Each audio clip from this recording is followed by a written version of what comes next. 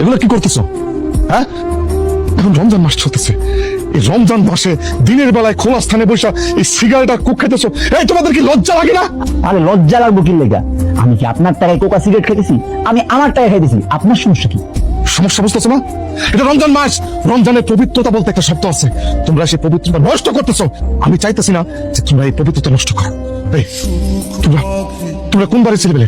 তোমরা কি হিন্দু বাড়ির না খ্রিস্টান বাড়ির? এই মেয়ে, এই মুখ সামলায় কথা বলেন। আমরা হিন্দু ভাই বলা মুখের লেগা? আমি চৌধুরী ভাই বলা। চৌধুরী বাড়ি মানে? এই তুমি কোন চৌধুরীর পোলা? আফজাল চৌধুরী। আফজাল চৌধুরী? উনি তো খুবই ভালো মানুষ ছিল, সারাটা জীবন মানুষের জন্য কাজ করছে, মানবতার সেবা করছে। উনি আলেম ওলামাদেরকে খুব ভালোবাসতেন। আল্লাহ পাক ওনাকে দুনিয়া থেকে নিয়ে গেছে, ওনাকে আল্লাহ ব্যস্ত নসিব করুক।